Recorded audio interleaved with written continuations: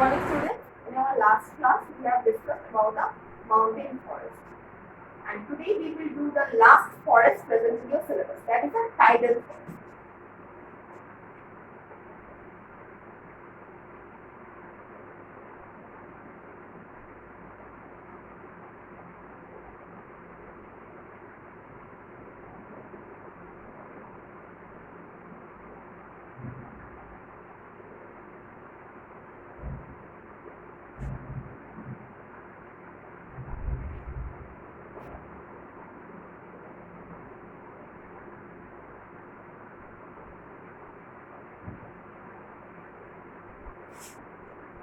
These are all the names of tidal forest: mangrove forest, onshore forest, littoral forest.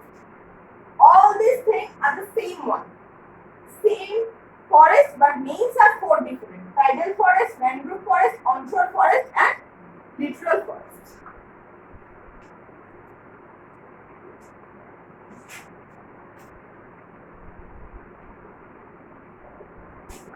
First come with the climatic condition required for the growth of tidal forest.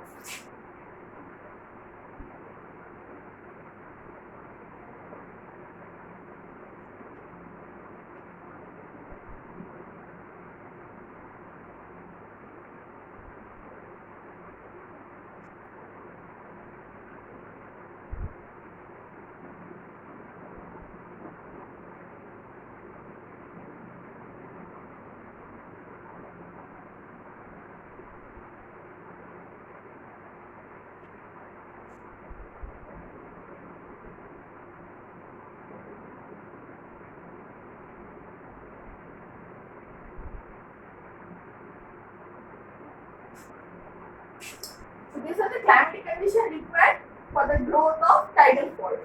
The rainfall must be more than 200 centimeter. Temperature will be 20 degrees C to 25 degrees C with a moderate humidity over there.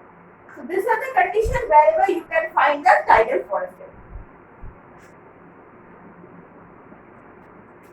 Generally, tidal forests are found in the seashore region. Okay. Seashore region. That's why its name is also onshore forest. Onshore forest. That's why name is also given onshore forest. Here, by the side of the sea or the delta region, especially the delta region.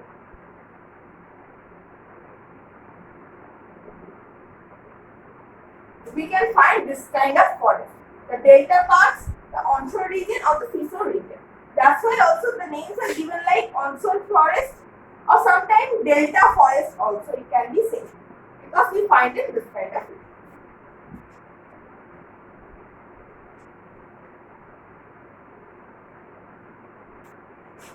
Now the states where do we find littoral or tidal forest?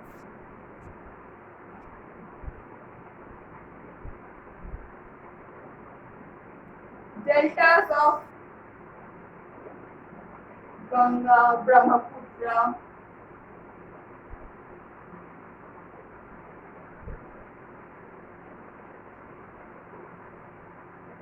Mahanadi, Krishna, Godavari.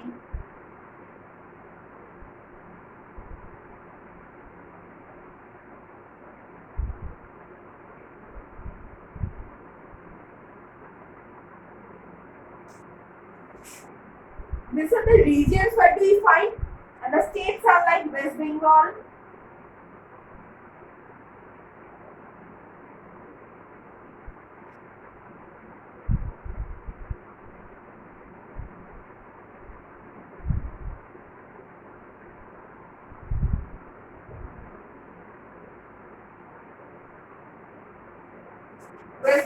Odisha, Andhra Pradesh. You need to remember at least three states where do we find this kind of forest: West Bengal, Andhra Pradesh, and Odisha. Along with that, we can find in the delta of Ganga, Brahmaputra, Mahanadi, Krishna, Godavari in India. Okay. In other countries, wherever there is a delta, we can generally see the tidal forest, mangrove forest, littoral forest, whatever the names you can use. Okay.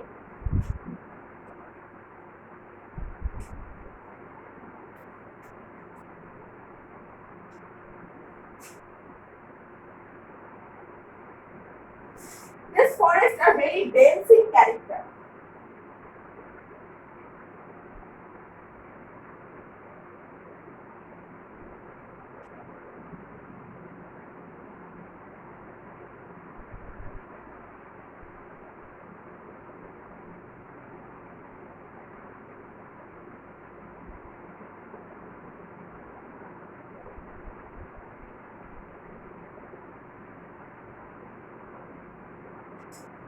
The cactus are like they have dense forest, they have steel root and also pneumatophores.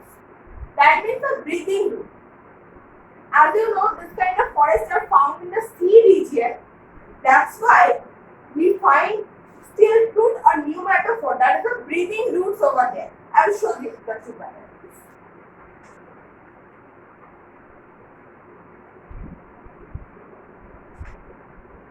Sometimes in case of a tree, we know the general, this is the low surface,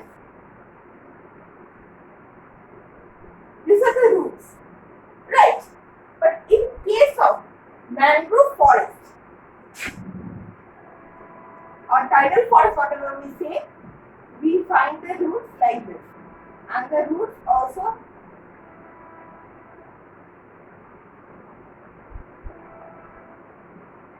in the bottom they are going to have root, but they will also have thin root which goes above.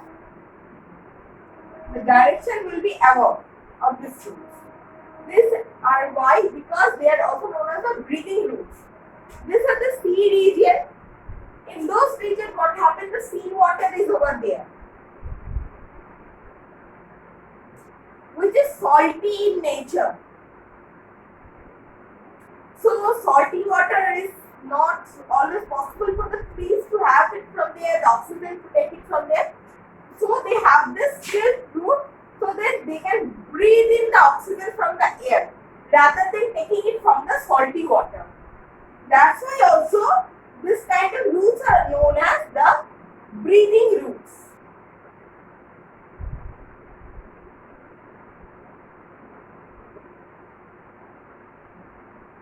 Breathing roots, so that they can breathe in the oxygen or carbon dioxide, whatever the air they need.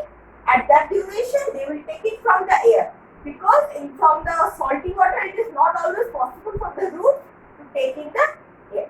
Clear? Another nature of the root is like that. Suppose this is the ground level. This is the tree. The roots will be in this way.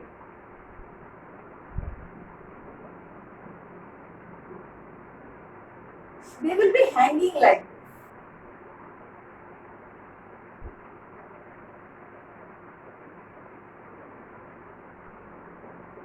So in this case, what happens? They also saves us from the tides of the sea or even tsunamis, we can tell. When the sea waves comes with a great force towards this forest, they act as the speed breaker. They reduce the speed of the sea waves.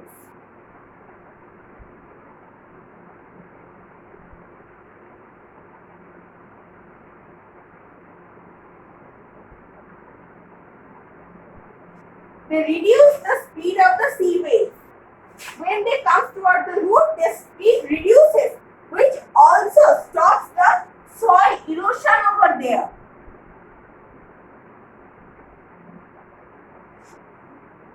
Reduces the strength of tsunamis over there.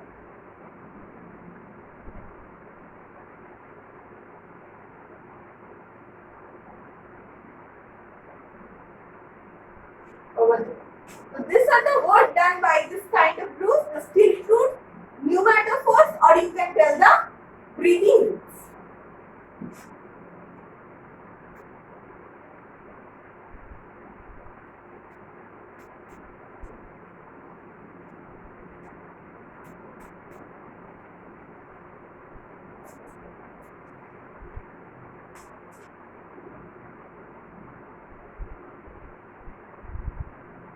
The most important variety of tree found in the mangrove forest or tidal forest is Sundari tree.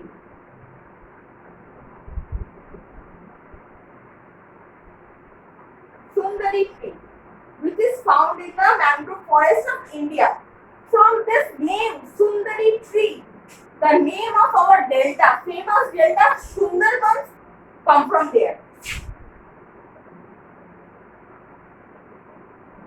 Sundarban. Sundar, which comes from Sundari, and Ban means forest. Right? You all know that. So from here only, because it is the forest of Sundari tree, that's why the name is given Sundarban, which is very famous part of India and also Bangladesh. Because we find it in the delta of Ganga. That is the largest delta present over here. Okay. We find this species of Sundari trees over there. That is the most important variety of tree we found in a delta forest.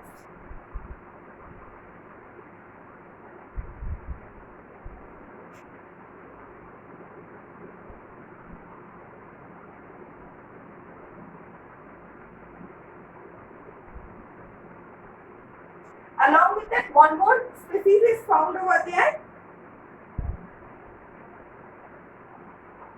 Casmina. Clear?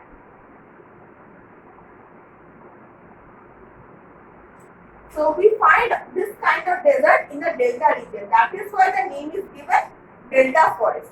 Or we can tell mangrove forest, littoral forest, onshore forest. All the names I have told you about the tidal forest. Clear? So these were the 5 forests you need to read in your ICSE syllabus. Okay. Now comes their relation with the environment. All the forests are related with the environment because we have already read the climatic condition required for their growth. How in a heavy rainfall region we can find the evergreen forest. Any region with high amount of rainfall,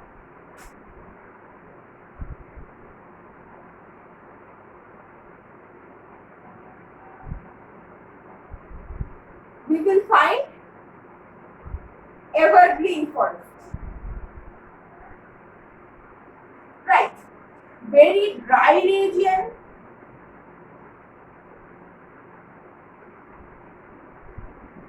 we will find desert forest.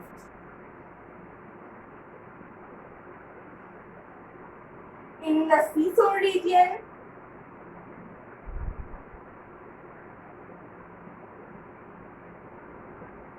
we will find the tidal forest.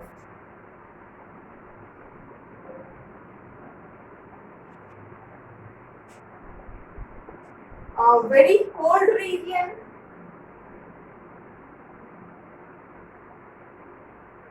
we will find the mountainous forest.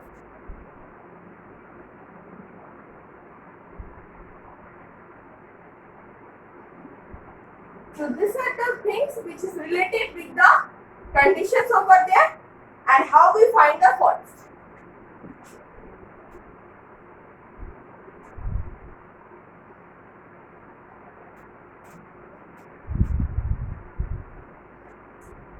Now the various kind of raw materials we get from forest, like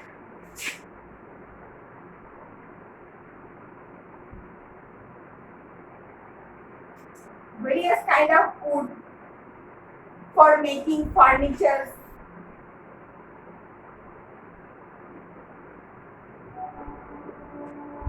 then various kind of, we can say, like matchboxes, cricket bats,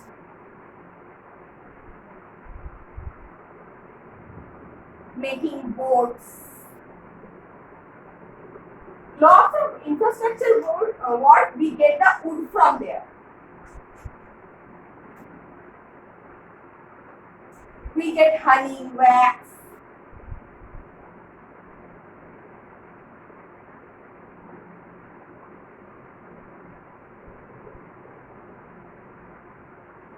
rubber, various kind of medicinal plants,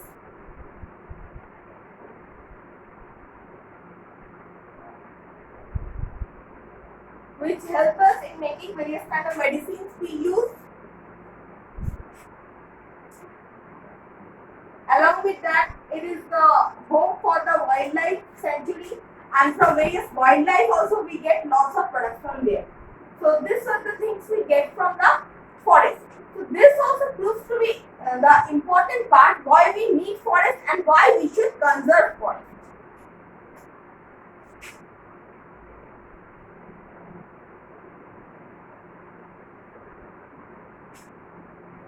Why we need to conserve forest? Because less the amount of forest, more will be the pollution, more air pollution. Less oxygen, more poisonous gas,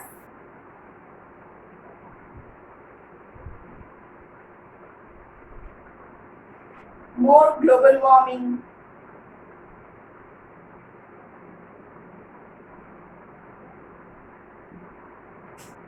so more will be the air pollution, less oxygen, more poisonous gas, global warming. All this will happen if we are going to have less amount of forest. Not only that, the animals living in the forest, they will lose their home and they will come inside our area, which is a great problem for us. Suppose you can see suddenly if a poisonous snake enters your house, what will happen? You will get scared, you need to call a people, a snake catcher, lots of problem with that. Why are they coming in? Because you are cutting down the forest and they are losing their homes. That is the most important thing happening because of our urbanization.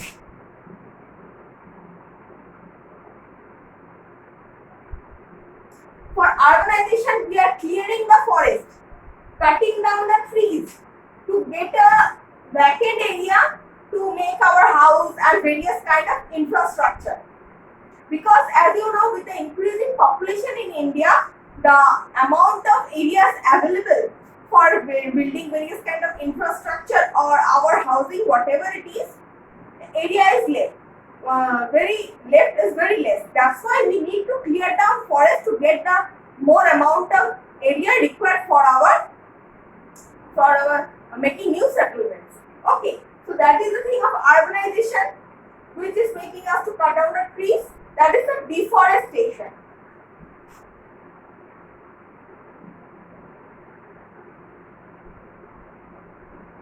Which must be stopped. Or if you want to go with deforestation, you have to do afforestation and reforestation.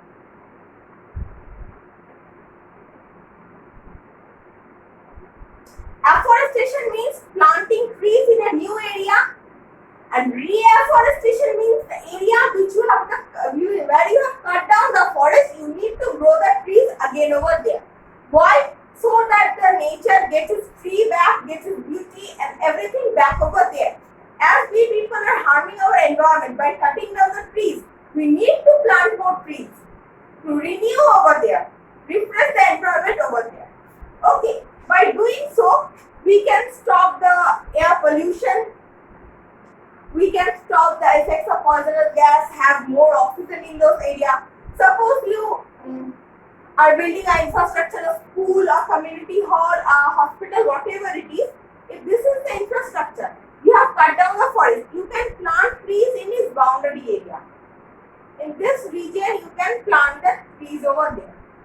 What will happen? It will add some trees to that place and the loss will be less compared to cleaning the entire forest. So we can do that. So we need to conserve our forest for our own good because we get a lot of amount of help from the forest. It maintains the ecological balance. For that, we also have Van Mahotsav.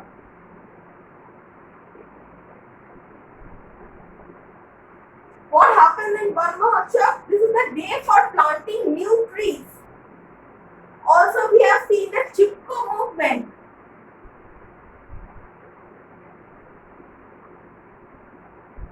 What happened in the Chipko movement? Chipko means to hug the tree or attach with the tree. Few ladies hug the tree encircling it so that any person cannot cut down the tree.